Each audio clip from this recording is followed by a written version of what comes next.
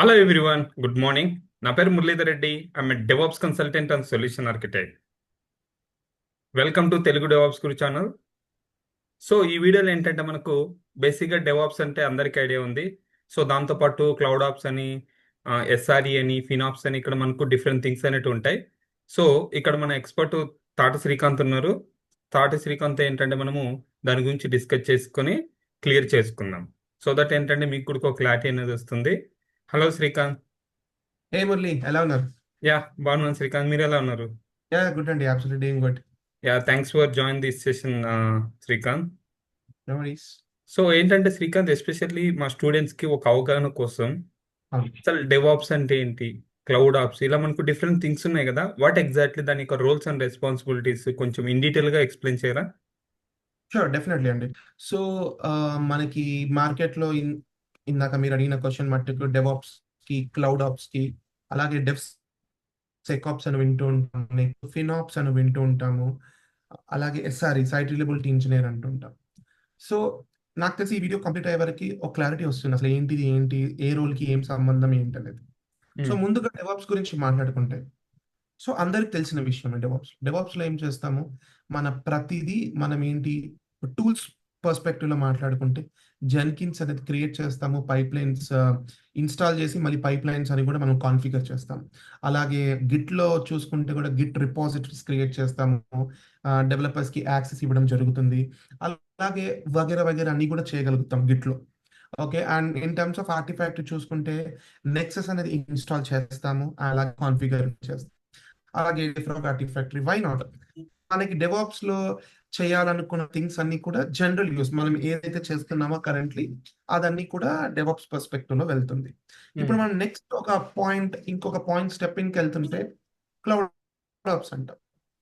So అంటే ఏంటి, which is but పేరులోనే ఉంది క్లౌడ్ అని.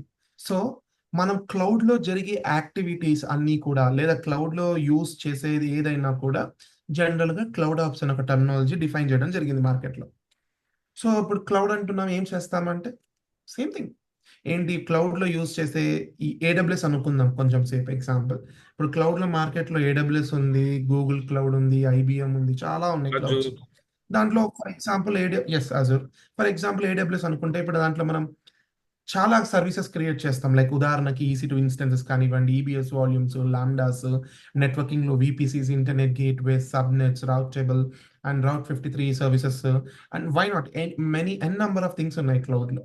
సో ఏదైతే క్లౌడ్ గురించి మొత్తం ఎండ్ టు ఎండ్ క్రియేట్ చేయటము, అండ్ క్లౌడ్ మొత్తం ఒక నెట్వర్కింగ్ పార్ట్ కానివ్వండి, ఎండ్ టు ఎండ్ లైక్ ఒక సర్వీస్ రిక్వెస్ట్ వచ్చినప్పుడు క్రియేట్ చేయడం కానీ, అండ్ ఒకటి ఏమన్నా రికమెండేషన్స్ ఏడబ్ల్యూఎస్ నుంచి ఏమన్నా వచ్చినప్పుడు మనం పలానా ఏడబ్ల్యూఎస్ ఇంజనీర్తో కనెక్ట్ అయ్యి వాళ్ళతో రికమెండేషన్స్ తీసుకొని ఆ ప్రకారంగా మనం క్లౌడ్లో ప్రొసీడ్ అవ్వడం కానివ్వండి, ఎవ్రీథింగ్ క్లౌడ్ రిలేటెడ్ ఎవ్రీథింగ్ అనేది క్లౌడ్ ఆప్స్ ఇంజనీర్ చూసుకుంటారు. So okay. నాకు తెలిసి ఇప్పుడు క్లౌడ్ ఆప్స్ ఐడియా వచ్చింది అనుకుంటున్నాను. Next coming to the SRA. So ఇప్పుడు నేను ఈ ఆర్డర్ ఏదైతే చెప్తున్నానో అది చాలా జాగ్రత్తగా వినండి. ఫస్ట్ నేను డెవాప్స్ చెప్పాను, ఇప్పుడు ఇందాక క్లౌడ్ ఆప్స్ చెప్పాను, నెక్స్ట్ వచ్చేసరికి ఏంటంటే నేను ఎస్ఆర్ఈ గురించి చెప్తున్నాను. ఎస్ఆర్ఈ అంటే ఏంటి? Site reliability engineer. ఇది కన్ఫ్యూజ్ అవ్వడం అవసరం లేదు. Site reliability engineering mainly 3 aspects focus ఉంటుంది. ఒకటి SLAs అండ్ SLOs, అంటే service level agreements and service level objectives. Next వచ్చేసరికి మనకి అబ్జర్వబిలిటీ టూల్ పర్స్పెక్టివ్, అంటే అబ్జర్వబిలిటీ గురించి. అండ్ మూడవది వచ్చేసరికి ఆటోమేషన్. ఓకే, ఈ 3 ఎస్ఆర్కి ఉండే హార్ట్. ఓకే, ఇప్పుడు కమింగ్ టు అబ్జర్వబిలిటీ అనుకోండి. అబ్జర్వబిలిటీ అంటే మనకి మెయిన్ ఎస్ఆర్ఈ ఇంజనీర్ అని ఉన్నారు అంటే వాళ్ళ మెయిన్ రెస్పాన్సిబిలిటీ ఇందాక చెప్పినట్టుగా ఈ 3 హార్ట్స్. దీంట్లో ఇందాక చెప్పినట్టుగా అబ్జర్వబిలిటీ అంటే ఏంటి, మనకి మార్కెట్లో డేటాడాగ్ అని ఒక అబ్జర్వబిలిటీ టూల్ ఉంది, ఇది ఎంటర్ప్రైజ్ వర్షన్ నేను చెప్తున్నది. డైనట్రేస్ అనేది ఉంది, నెక్సస్ ప్లంక్ వాడుతుంటాం, ఓపెన్ యా. సోర్స్ చూసుకుంటే ప్రమతీస్ అండ్ అలా చాలా ఉన్నాయి మార్కెట్లో. వన్స్ అప్లికేషన్ అనేది మనం పలానా అబ్జర్వబిలిటీ టూల్ అనేది యూస్ చేసుకొని వాటి యొక్క లేటెన్సీస్ ఒక అప్లికేషన్ పర్స్పెక్టివ్ లో చూసుకుంటే చూసుకోవాలి. బీయింగ్ అన్ ఎస్ఆర్ఈ ఇంజనీర్, ప్రతి ఒక్క అప్లికేషన్ యొక్క లేటెన్సీస్ ఎలా ఉన్నాయి, వెదర్ ఆ లేటెన్సీ అనేది కరెక్ట్గా ఉందా. ఉదాహరణకి లేటెన్సీ గురించి మాట్లాడుకుంటే మనకి P99, P95, P91, P92 ఇలా ఉంటుందన్నమాట. సో అవేంటి అంటే బేసికల్గా లేటెన్సీ ఎందుకు వచ్చింది, దాన్ని ఎలా అవాయిడ్ చేయాలి, దానికి తీసుకునే మెజర్స్ ఏంటి, అబ్జర్వబిలిటీ టూల్ పర్స్పెక్టివ్లో మాట్లాడుకుంటే. అలాగే ఓకే. ఎస్ఎల్ఏస్ అండ్ ఎస్ఎల్ఓస్ అన్నాం. Service level agreements, service level objectives అంటే ఏంటి. ఉదాహరణకి ఇప్పుడు ఏదన్నా ఏమంటారు, మెషిన్ యొక్క డీటెయిల్స్ వచ్చాయి. ఫర్ ఎగ్జాంపుల్ పలానా మెషిన్లో సిపియు అనేది పెరిగింది, లేదా మెమరీ అనేది పెరిగింది, సమ్ అదర్ యాక్టివిటీస్ వల్ల ఆ పలానా మెషిన్లో ప్రాబ్లమ్స్ వచ్చాయి. సో అప్పుడు ఏంటంటే మనం ఒక అలర్ట్స్ కాన్ఫిగర్ చేస్తాం. ఎక్కడి నుంచి, మళ్ళీ అబ్జర్వబిలిటీ టూల్లో మనం ఉదాహరణకి డేటాడాగ్ అని అనుకుంటే వాటి యొక్క ఏజెంట్ ఉంటుంది. ఆ ఏజెంట్ అనేది ఆ పలానా మెషిన్లో ఇన్స్టాల్ చేసి ఆ మెషిన్ యొక్క డీటెయిల్స్ అన్ని డేటాడాగ్ డాష్బోర్డ్లో గ్రాప్ చేస్తాం. డేటాడాగ్ యూస్ చేసుకుంటే డేటాడాగ్, డైనాట్రిక్స్ యూస్ చేసుకుంటే డైనాట్రిక్, ఏ టూల్ అయినా పర్లేదు. సో అప్పుడు గ్రాప్ చేసుకొని ఆ టూల్లో మనము ఒక మానిటర్స్ క్రియేట్ చేస్తాం. ఏమని, ఈ పలానా థ్రెషోల్డ్ 90% ఎక్కువ ఉంటే నాకు అలర్ట్ రావాలి అని. మళ్ళీ అలర్ట్ రావడానికి ఇంకొక టూల్ యూస్ చేస్తాం. ఉదాహరణకి మనం చెప్పిన ఆప్స్‌జీని కానివ్వండి, అండ్ మనకి స్ప్లంక్ కానివ్వండి, అలాగే మనకి పేజర్ డ్యూటీ ఉంది. అలా మార్కెట్‌లో చాలా ఉన్నాయి ఈ అలర్ట్ రాటానికి. ఏది, మనం ఈ డేటాడాగ్ అబ్జర్వబిలిటీ టూల్ అని అనుకుంటే ఉదాహరణకి, అక్కడి నుంచి మనం మానిటర్స్ క్రియేట్ చేస్తాము. ఆ మానిటర్స్‌కి మనకి రాటానికి మళ్ళీ మనము ఆహ్, ఆహ్, మన మెసేజింగ్ టూల్‌లో మన ఫోన్‌కి నోటిఫికేషన్ కావాలి అనుకున్నప్పుడు ఈ వగైరా టూల్స్ యూజ్ చేసుకోవచ్చు. ఇందాక చెప్పినట్టుగా ఆప్స్‌జీని కానివ్వండి, పేజర్ డ్యూటీ. అలా వన్స్ అది చేసిన తర్వాత మనకి నోటిఫికేషన్ వస్తుంది. So yeah. ఇవన్నీ చేసేది ఎస్ఆర్‌ఈ ఇంజినీర్ వాళ్ళు. ఓకే. ఇవన్నీ ఖచ్చితంగా వాళ్ళ మెయిన్ హార్ట్ అన్నమాట. ఓకే. సో ఇప్పుడు ఆ పలానా ఇష్యూ వచ్చినప్పుడు ఆ పలానా ఇష్యూ హ్యాండిల్ చేస్తారు. అండ్ ఆ పలానా ఇష్యూని సాల్వ్ కూడా చేయాలి. దీంతో పాటు ఇప్పుడు ప్రతి ఆర్గనైజేషన్‌లో ఆన్ ఉంటుంది. ఈ ఆన్ కాల్ కూడా ఎస్ఆర్‌ఈ వాళ్ళే చూసుకుంటారు. ఈ ఆన్ కాల్ అనేది కూడా మళ్ళీ interlinked with this observability concept and everything. A issue వచ్చినా, అప్లికేషన్‌లో రీడ్ అవ్వకపోయినా, ఏదైనా సరే ఎస్ఆర్‌ఈ ఇంజినీర్ అనేది ముందుండాలి ఫస్ట్. ఎందుకంటే వాళ్ళ యొక్క రూల్స్ అండ్ రెస్పాన్సిబిలిటీస్ ఇందాక నేను చెప్పినట్టుగా ఇవన్నమాట ఎస్ఎల్ఏస్.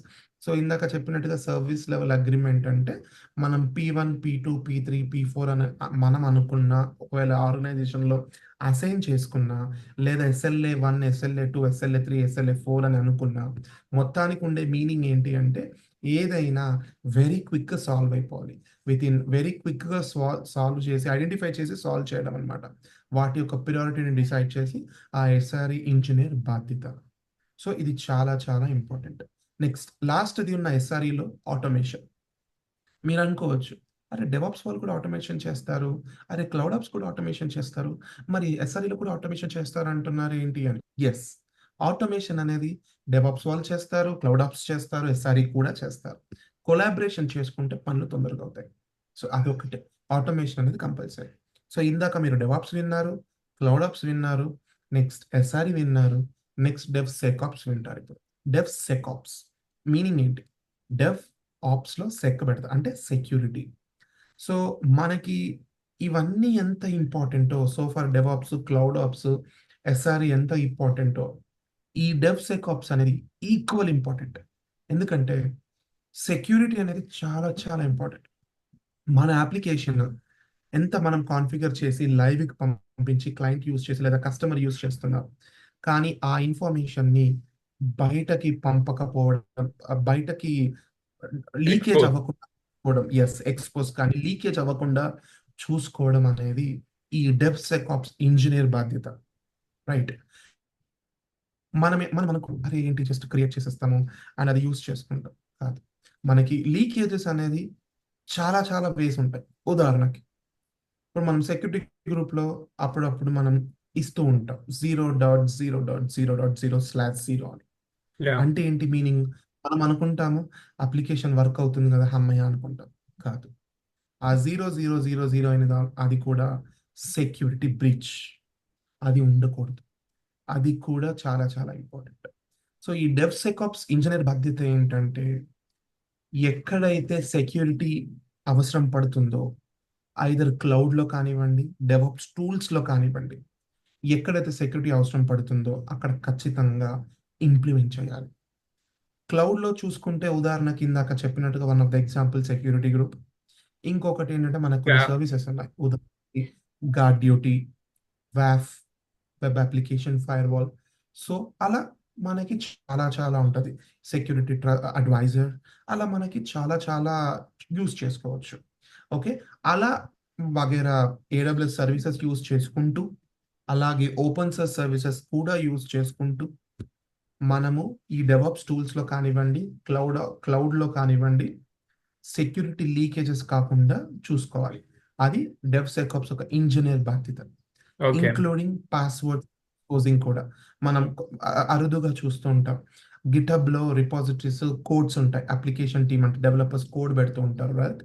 దాంట్లో మనకి నోయింగ్లీ ఆర్ అన్‌నోయింగ్లీ కొన్ని టోకెన్స్ కానివ్వండి, కొన్ని పాస్వర్డ్స్ కానివ్వండి, లేదా పాస్ ఫ్రేజెస్ కానివ్వండి, అవన్నీ కూడా పెడుతూ ఉంటారు. Knowingly are annoyingly. సో, మనం ఏ విధంగా డెవ్‌సెకాప్స్ ఇంజినీర్ ఏ విధంగా అంటే సమ్ సార్ట్ ఆఫ్ స్క్రిప్టింగ్ ఏదైనా యూజ్ చేసుకొని, లేదా some sort of tools use చేసుకొని, లేదా some sort of softwares use చేసుకొని, అలాంటివి ఏదన్నా రిపాజిటరీలో ఉంది అంటే ఫైండ్ ఔట్ చేసి ఇంటిమేట్ చేయటం. లేదా ఫైండ్ ఔట్ చేసి దాన్ని పైప్‌లైన్‌లో ఇంటిగ్రేట్ చేసి అక్కడే స్టాప్ చేయడం. పైప్‌లైన్ రన్ అయ్యేటప్పుడు ఎక్స్‌పోజ్ అయ్యింది కాబట్టి స్టాప్ అవ్వడం. ఇలాంటివన్నీ కూడా డెవ్‌సెకాప్స్ ఇంజినీర్ చూసుకుంటారు. సో, యా డెవ్‌సెకాప్స్ అనేది చాలా చాలా ఇంపార్టెంట్. ఇందాక చెప్పినట్టుగా డెవాప్స్, క్లౌడాప్స్, ఎస్ఆర్‌ఇ, డెవ్‌సెకాప్స్, ఫైనల్లీ ఫినాప్స్ అనుకుంటాం. ఇవన్నీ అయిపోయింది కదా! మరి ఫినాప్స్ ఏంటి? బావుంది. Financial operations. ఇప్పుడు ఒక రిక్వైర్మెంట్ వచ్చింది.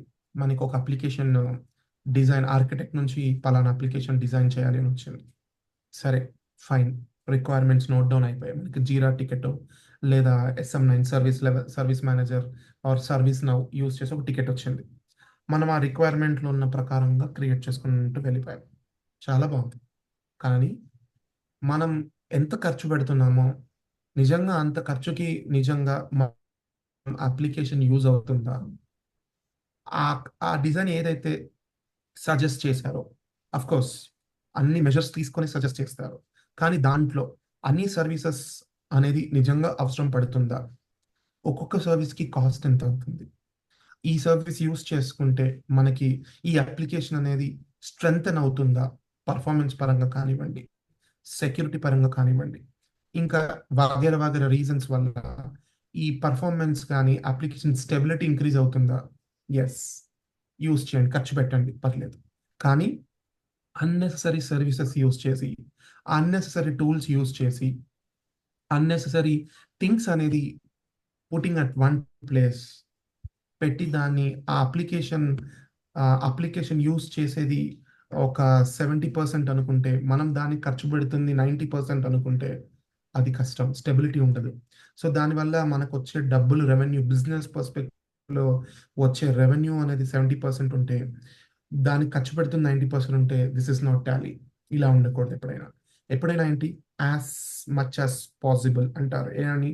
ఎంత తక్కువ సర్వీసెస్ యూజ్ చేసి అంత తక్కువ సర్వీసెస్‌తో, మంచి పెర్ఫార్మన్స్‌తో యూజ్ చేయడం అనేది చాలా ఇంపార్టెంట్. ఓకే. అలా యూజ్ చేయడం అనేది మనకి ఖచ్చితంగా ముందుండాలి. ఉదాహరణకి ఇప్పుడు కొంతమంది అప్లికేషన్స్ అనేది ఆహ్, ఆహ్, మోనోలిథిక్‌లో యూజ్ చేస్తూ ఉంటారు. కొంతమంది మైక్రో సర్వీస్‌లో యూజ్ చేస్తూ ఉంటారు. సో, మరి మోనోలిథిక్‌లో యూజ్ చేస్తున్నప్పుడు ప్రైస్ ఎంత పడుతుంది? వాటి యొక్క ఫంక్షనాలిటీ కాస్ట్ ఎంత పడుతుంది? లెవెల్ ఆఫ్ ఎఫర్ట్ ఎంత పడుతుంది? ఇక్కడ నేను చెప్తున్నాను ఫినాప్స్ అంటే ఫినాన్షియల్ ఆపరేషన్స్. మనీతో పరంగా టైం కూడా కాలిక్యులేట్ చేసుకోవాలి. ఓకే.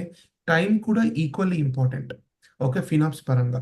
సో, ఇప్పుడు ఆ మోనోలిథిక్‌కి ఏదైనా అప్లికేషన్ అనేది ఆ అప్లికేషన్ బావుంది ఫంక్షనాలిటీ పరంగా. అప్లికేషన్ పెర్ఫార్మన్స్ పరంగా బావుంది.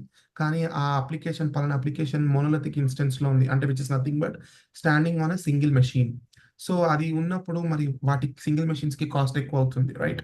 సో, దాన్ని మనం మైక్రో సర్వీసెస్‌లో మూవ్ చేసుకోవాలి అనుకున్నప్పుడు ఎంత కాస్ట్ పడుతుంది ఏంటనేది మనం జాగ్రత్తగా కాలిక్యులేట్ చేసుకోవాలి.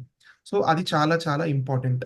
సో, దానివల్ల ఏమవుతుంది అంటే బేసికల్గా అక్కడ మనకి చాలా ప్రైస్ సేవ్ అవుతుంది. ఈ పరంగా మనం ఇందాక చెప్పినట్టుగా DevOps, cloud ops, SRE sorry. Ops and ఫినాప్స్.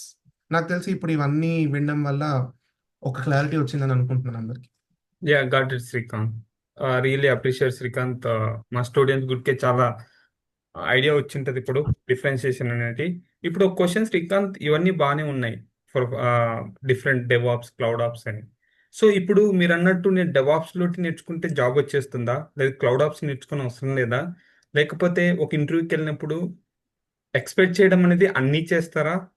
Okay, example ఒక క్లౌడ్ ఆప్స్ కి అప్లై చేసిన డెవాప్స్ మ్యాండేటరీగా నేర్చుకోవాలి, ఎట్లుంటుంది?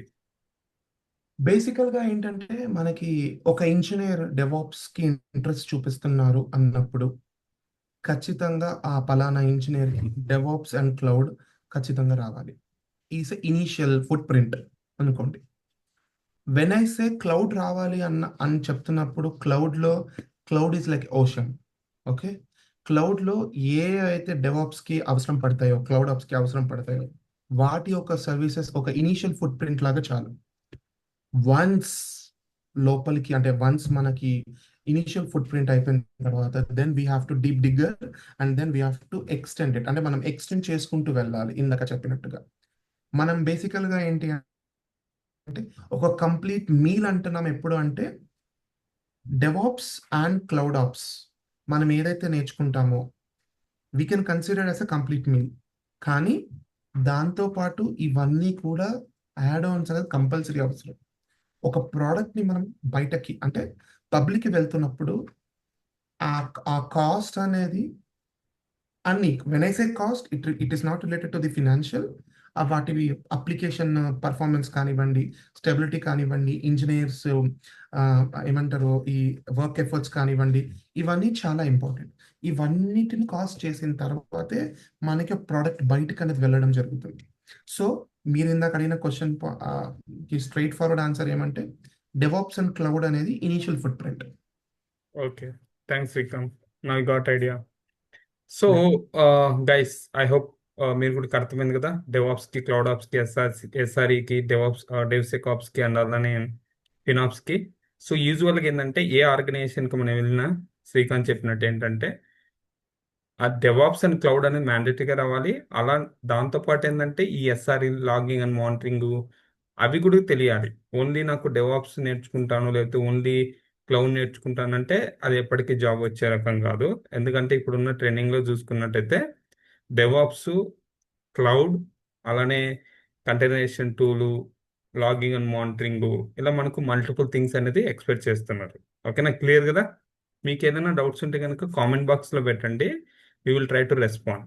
And one more thing guys, ఒకవేళ మీకు డెవాప్స్ రిలేటెడ్ కోర్సెస్ ఏదైనా మీకు తెలుగులో ఫ్రమ్ స్క్రాచ్ నుంచి కావాలనుకుంటే కనుక మన తెలుగు డెవాప్స్ గురు అనే వెబ్సైట్ ఉంది. అక్కడ మనకు 1 month, 3 months, 6 months, 1 year lifetime access plans పెట్టాను. అక్కడ నుంచి మీరు నేర్చుకోవచ్చు everything from scratch guys. Even మీరు నాన్ టెక్నికల్ అయినా సరే మీకు ఈజీగా అర్థమయ్యేలాగా ఎక్స్ప్లెయిన్ చేశాను. Okay, thanks Srikanth. Thank you Murali. Bye.